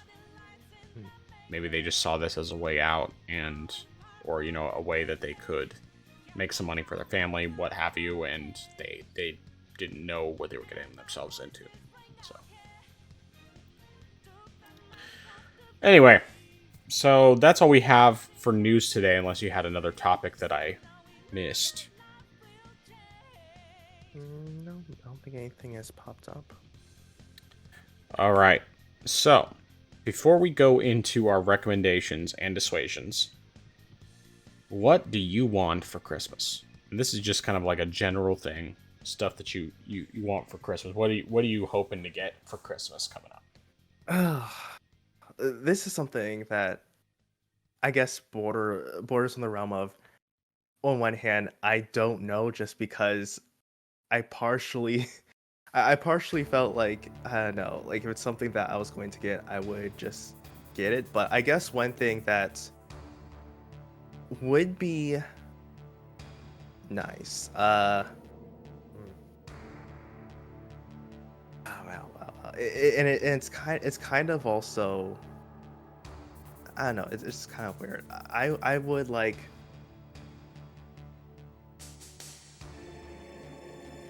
oh well, wait, actually no. Let me backtrack that. I primarily would want something just to experiment with, just solely to experiment with, say an Intel GPU, just because I really would like to just see how it compares, say, like, I know that there have been comparison videos. I know that it's also, people have done analysis videos on it, but just also partially just to see how it runs in, say, Linux. I would just like to test that out and then make that comparison with something like, say, AMD, which has people, it's known for being very Linux friendly, as opposed to, like, say, Nvidia. So, like, just trying to do that, that's something I like to see.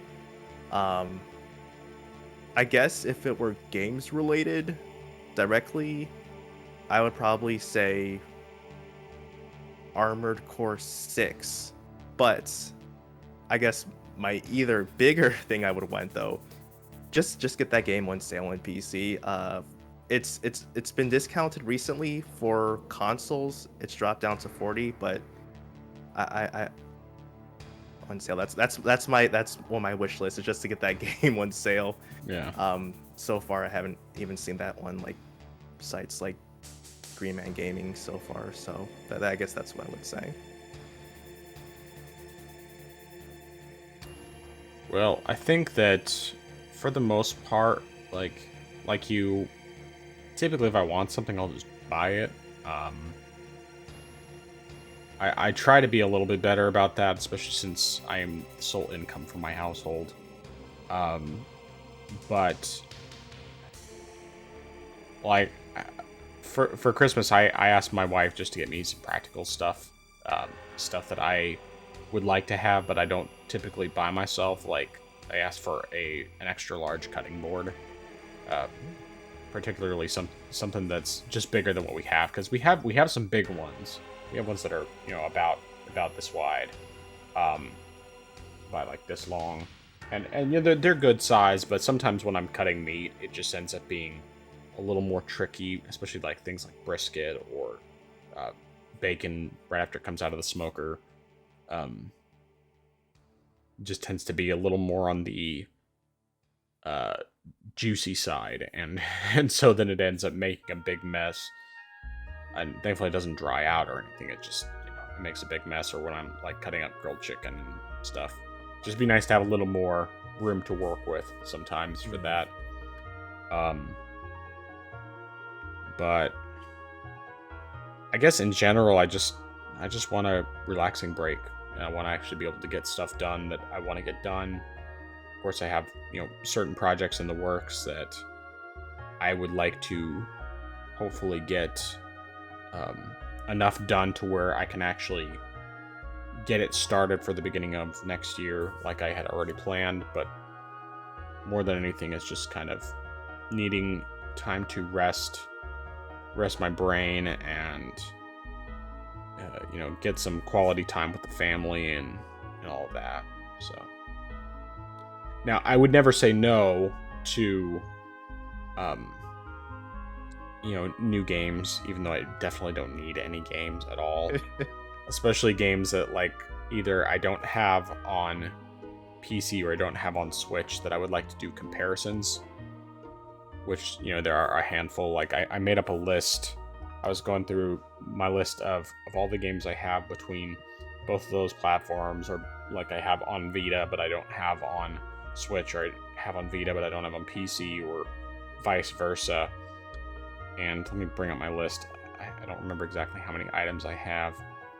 Because, I definitely want to do more of these comparison videos, and I realize I have a lot of games I can do. Let's see, where's my list? Okay, so Switch versus Steam Deck, excluding the ones I've already done. We got 1, 2,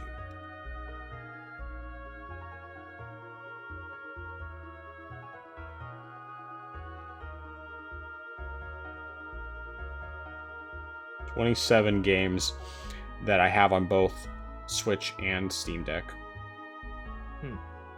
Then I have like another 30 or 40 games, maybe more, that I have on one platform but not on the other. Or I guess there's a couple of cases where it's actually I don't have it on either platform. But I just think it would be cool to actually be able to do lots. I'm planning to just do lots of comparisons because I think that these are interesting. They've done really well in terms of views, and I think people are interested in seeing them. So yeah. But I'm keeping my eyes open for sales, especially on physical Switch games. In the case of the games that I don't have on Switch, looking for those. So.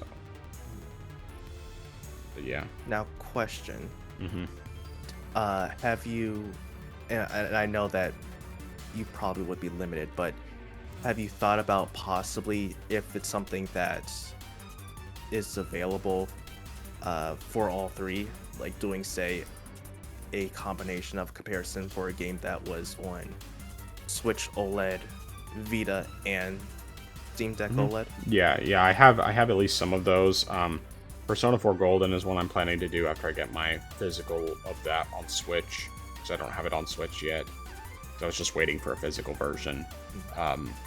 There's also a few other games that are on all three platforms, some of which I have on multiple, like Bastion is on all three, SteamWorld Dig and SteamWorld Dig 2 and SteamWorld Heist are on all three.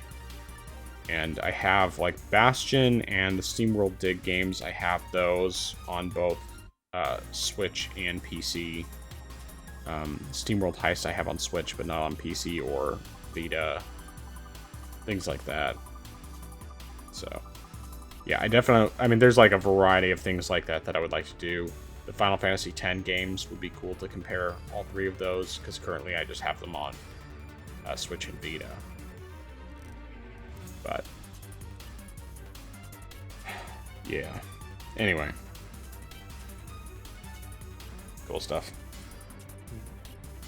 All right, recommendations and dissuasions. And if you have more than one of each, as long as we don't go too crazy with it, you can feel free to do it, because I do have 2 different recommendations, although I have to remember what the second one is. So I'm gonna let you go while I think about it. All right. So my first recommendation is partially to close out the Christmas recommendations that I've had so far this month. Is the movie It's a Wonderful Life. That this is another movie that I've watched throughout the years that I've enjoyed. Last year, however, I watched it, and because of stuff that had been happening, for one reason, it really just clicked with me, and I really was able to connect with the film, with its theme and its story, and I enjoyed it before, but I especially enjoyed it last year, and it's definitely something that I feel like maybe it's something that could happen for other people. Maybe not necessarily, even if they've watched it multiple times and they've just enjoyed it. I feel like maybe one time you watch it, it might just really touch you when it hasn't done so before. And I think it's really telling, the fact that this movie is at least, I'd say, 80 years old, and it still is just so timeless. And it's the fact that, people say, oh, we've got to remake stuff for modern audiences, but a movie that was that old, it's still just as enjoyable then as it is now, and I would probably say even more so, because it wasn't really released to acclaim when it released. Right. But it's still just a great movie, Christmas time to watch, and I definitely recommend it. But since I get a second recommendation, I will say my recommendation is, if you want to, and especially if you don't see anything during the Steam sale, try looking at a third-party site like Green Man Gaming, Fanatical, Games Planet. There might be a better offer for a game that you want, or there might be even one altogether, because I do know that a couple times for games that were during sales, that they weren't on sale on Steam, but they were on sale on another site. Like, I know that Dark Souls Remastered, that game is very rare that you see that actually go on sale on Steam. And I actually got that through Games Planet. It was nice not having to pay, whatever the full price it was at the time. I think it was like $40. I'm glad I didn't have to pay that. I got to pay like $10 for the game instead. So that was nice. So That's a good deal. So definitely do that. It never goes that cheap anymore. But yeah, just do that instead of, if you can't find any good deals or deals that you like on Steam, just go to like another third-party site. That's one of the best things about PC. You got the options, all right? Yep. You're not fixed on things. Yep. Very cool. Yeah, so, all right. First of all, I do want to say I totally agree on It's a Wonderful Life. That is our Christmas Eve movie every year. My wife and I watch that together Christmas Eve after the kids go to bed. So eventually we'll show it to them, but I don't think that they're really ready for it yet. And plus, I love the tradition of us watching it together. So there's that. But for my recommendations, my first recommendation is kind of more specific to just those people who have Steam Deck. But it's only because it's something that I only recently found out about, and I wish I had known about it so much sooner. It's a complete game changer in multiple senses of the word. There is an application that you can get through the Discovery Store in desktop mode called Decky Loader. And I highly, highly, highly recommend it, because once you install that, you can very, very easily add artwork to non-Steam games. And it is so much simpler than having to go through desktop mode and having to go to Steam Grid database and having to manually find all the things and save them and then load them in. Decky Loader, you can do, once you have it installed, you can get Steam Grid database through that, and then every time, and then when you are any of your games that don't have artwork by default because they're non-Steam games, you can you get a new menu option when you select a game. Now you have the option to add art, to change the artwork that way, and then it will take you to the Steam Grid database, and it will search for your game, and then you select what you want for the one tile, and then you move over, and it lets you get it for the next part of that game, like the alternate tile for that, and so on and so forth. So all the different pieces that you need for the game to have all the artwork filled in, and it's just fantastic. It's humongous. It makes such a huge difference in being able to take care of that. So saves a lot of time and effort. So yes, Decky Loader. Grab that if you do not have it. It will make having non-Steam games so much better. Save you a lot of time and effort. Now, as more of a general recommendation, this one's for everyone, people who don't have Steam Decks, and so on and so forth. Make traditions. Particularly, especially around holidays. You know, you may be close to family, you may not be. Before we moved down to Missouri, there were about five years where we didn't have any family close by because we were still in Alaska and all of my family had left Alaska. So it was just me and my wife and our kids.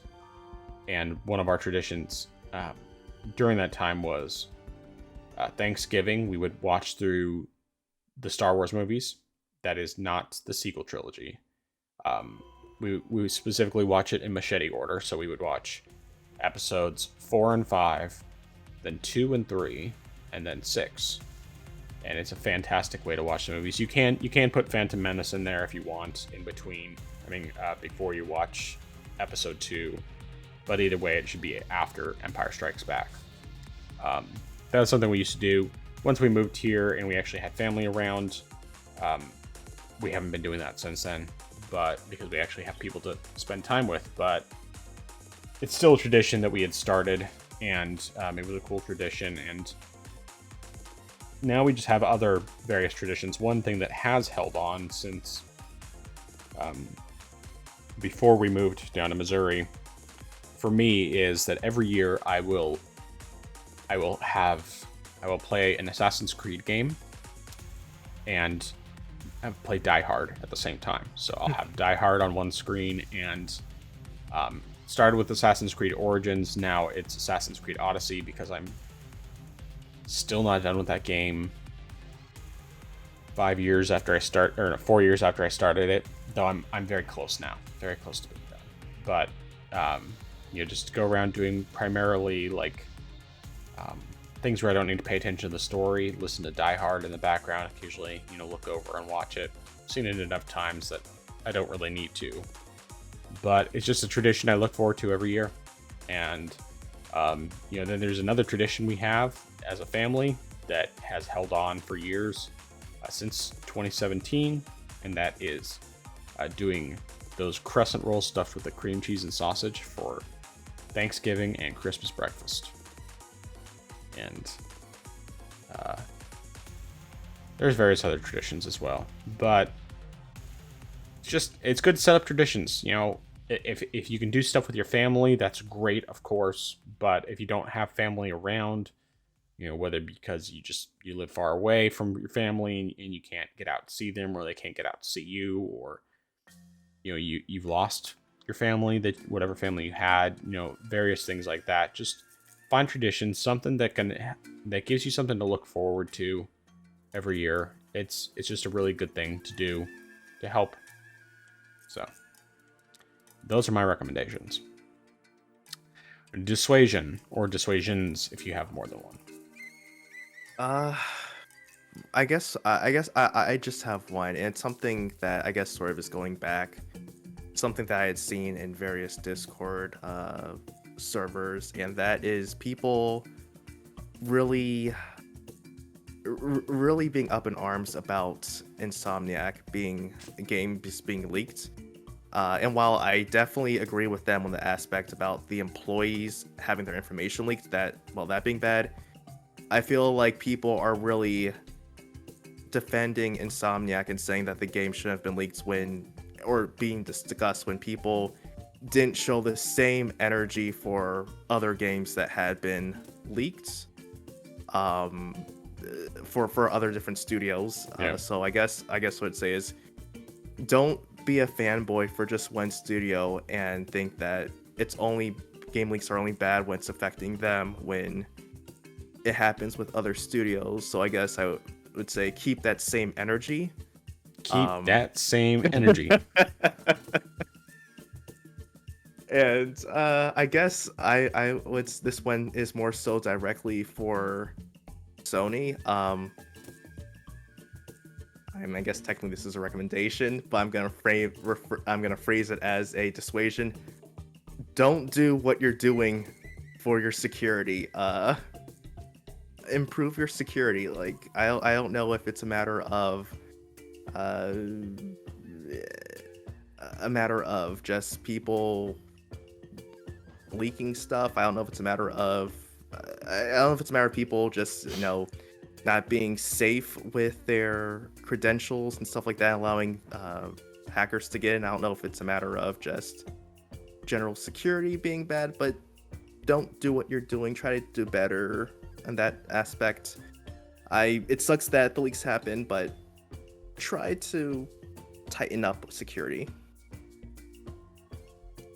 Yeah, I would guarantee you it's one of two things, potentially a combination of both. Either people are just reusing passwords, so they have the same password for a bunch of different things. It's not particularly secure, or maybe it is a secure password, but because they use it for everything, it's not so secure, because then the hacker can get into everything once they figure out the one password. Or they're failing phish attempts because, for one reason or another, there's lots of different ways that people get phished all the time. This is something I deal with a lot in my job, looking at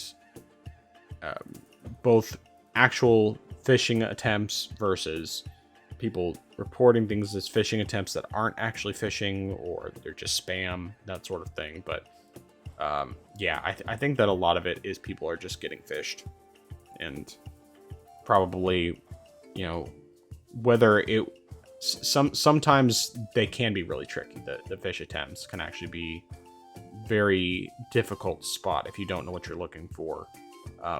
But really, people just need to pay better attention to security training, because I'm sure that Insomniac has security training, but a lot of people, at least in my experience, they just don't pay attention to that stuff. They completely ignore it, and then they get mad at us because they they failed we have monthly phishing campaigns where our security awareness platform will send out fake phishing emails to test people. And then when they fail those tests, they have to take an additional training in order to basically just in order to brush up and, help them remember you need to pay better, you need to pay closer attention, and watch out for these things. Anyway. But yes, that's a good dissuasion / recommendation. My dissuasion, this is going back to the one I gave before Thanksgiving, because last time, by the time you heard it, Thanksgiving was already done. But my dissuasion is, don't waste time arguing with your family members during the holidays. Especially, you probably, I'm sure that all of us, we have someone in our family who we don't agree with, whether it's politics or religion or sports. Well, sports teams are less of an issue unless you get violent over it. But just, if you know that there's a topic that you don't see eye to eye on, just don't talk about it. And if they try to bring it up, just say, hey, I don't think we should talk about it. I want to just have a good time. Let's spend time enjoying each other's company during the holidays. And I know that you might think it's the biggest issue in the world. This person loves Trump and I hate Trump, or this person loves Biden and I hate Biden, or what have you.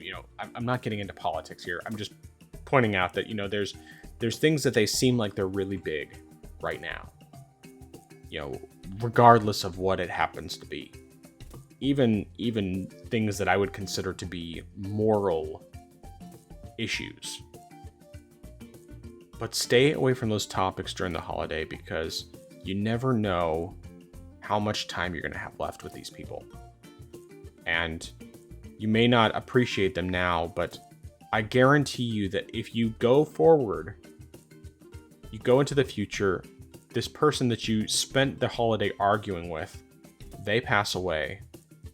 One reason or another, whether it's old age, cancer, they get hit by a car, God forbid they get murdered, what have you. You are not going to be thinking about how glad you are that you stuck it to them when they were still alive. Unless you just really hated them, which I understand that does happen. But in general, you're just going to regret all the time you wasted arguing with them, especially like when it's a close family member. Just stay away from that stuff. Take your time to enjoy your time together because you never know how much time you still have left. I don't ever want it to sound like it's a sob story, so, I apologize if it ever comes across that way, but both my parents are gone. My dad passed away 5 years ago, my mom passed away 2 years ago, and I will never get to talk to them again this side of heaven. That's just the reality. And it's something that I've had to live with. And I miss them. I miss them all the time, and sometimes it hits me harder than others. Holidays, it's been a long time since I really got to spend the holidays with them anyway, because they moved out of Alaska in 2015, and I didn't get to spend Thanksgiving or Christmas with them at all after that. In fact, 2014 was the last time that I got to spend Christmas with my parents. And I didn't get to get a Christmas with them after that at all, or Thanksgiving. So, do I have regrets that I didn't get those times with them? I mean, not necessarily. Financially, we just couldn't afford to make the trip. And we still got to see them. Still got some time with them. I moved out here in part to be close to my mom before she died. I got a couple months with her before she passed. But I know that there have definitely been plenty of situations where I wish I could have spent more time with my family. And I mean, obviously, I definitely wish my parents were still alive. I wish I could still spend time with them. But, now I have 2 of my 3 sisters live close by. And there are times where I might clash with at least one of them. But it's important to me that I don't waste my time doing that when I'm spending time with them, especially on the holidays. Just spend time enjoying each other's company. If I can't not clash with them, I'll hang out with one of the other family members and just have a good time together. Anyway, the TLDL of that is just don't waste time arguing about things that are gonna make you mad at each other. Take your time to enjoy your time together. That's it. All right. Very nice. Anything else? No, sir. All right. Well, where can people find you? They can find me at my channel. I am Zeracon. That's I am XCRACON. YouTube.com/@IamZeracon. Friday, which actually is today as of the video going up. So later on today, I should say, around 9:30 Eastern time, I will be doing a live stream. Something that I did a couple years ago, which was just a Batman Arkham Origins challenge where I just play through the game, see how far I can get without dying, and then once I die, which is I definitely think it's inevitable, is when I end the stream. Last time I thought I did pretty well. I think I made it through about maybe a third way through the game before dying. So I'll see how things go this year. It'll be interesting, and I'm not making any promises, but I would like to see if I can get the achievement for going through the Deathstroke boss fight without failing a single counter. Well, I'm not making promises on that either. Right, yeah. It was definitely easier to do on PC than it was on Wii U, though. For sure. I mean, I know I still failed a bit, but I'm pretty sure I actually beat him on my first try on PC, whereas on Wii U, it took me quite a few tries.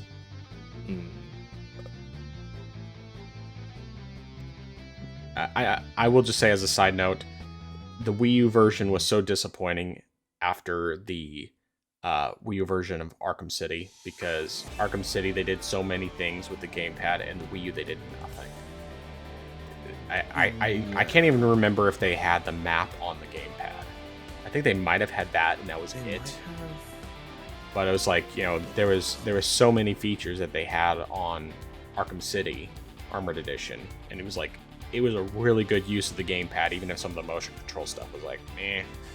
But yeah, Arkham Origins was disappointing from that standpoint. I enjoyed it a lot more when I played it on PC, though, because especially the load times when you're doing the fast travel, because it was like, I don't remember how long it took on Wii U, but it was a long time for that travel screen. On PC, it was like instantaneous, practically. It was like actual fast travel, and it was fantastic. And yeah, I think Arkham Origins is actually a better game than a lot of people give it credit for. Initially, when I played it, it was like, okay, this is good, but it's a little too samey. When I played it again when I replayed through all the Arkham games, I actually enjoyed it a lot more, even if I still think the Enigma trophies were not as good as the regular Riddler trophies. Or at least the puzzles related to those were not quite as good. But the one thing that I really appreciated about it is I felt like after you have the death of Joker at the end of Arkham City, and then Arkham Origins is like a flashback, and you get an idea of how Joker and Batman first met and all of that, regardless of how, I think that there's been numerous different iterations of that within the comics, but I thought that it was like a really poetic sort of thing where it like really kind of gave an idea of, what Batman might be kind of feeling to some degree. It's like his nemesis is dead, and now he, thinking back to what it was that started it all. I don't know. Anyway, I just thought that was really cool the second time I played through those games, and they're fantastic games. Oh yeah, we didn't even talk about the whole Suicide Squad thing. You and I will have to talk about that after this, just briefly, because ooh.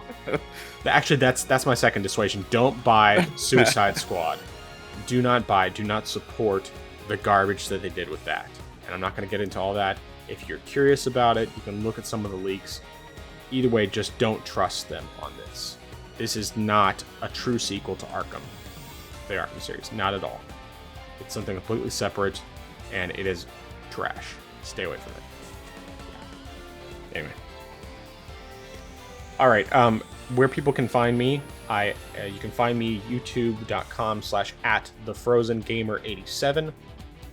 Lately, I've been putting out these Steam Deck OLED versus Switch OLED comparison videos where you can watch both of them on the actual system screens rather than it just being recorded gameplay done through a PC, because that's not a great indicator. The main thing is you want to see how it looks on the OLED screen, because that's why you get the OLED, is because you want to play it on that screen.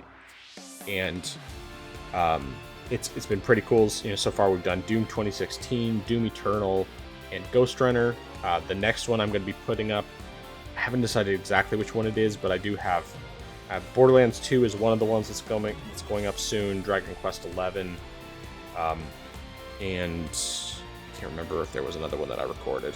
It might have just been those two were the only ones that I have recorded currently, but there's a bunch more in the works. I have BioShock Remastered downloaded on on the Switch, and I'll download it on the Steam Deck, compare those, among many, many other games. Like I said, I have about 27 or so games just that I own on both platforms that I can do some comparisons. So look forward to more of those.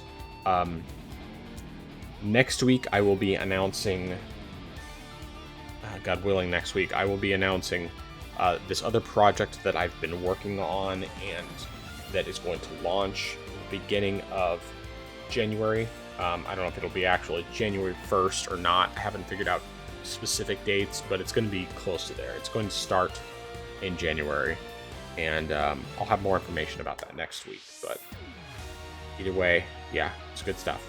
And looking forward to bringing it out and hopefully seeing how it does. All right. So, as always, I am the Frozen Gamer 87. That is I Am Zeracon. We are the Orange Box Podcast, and until next time, have a Merry Christmas. Orange Box Podcast, out.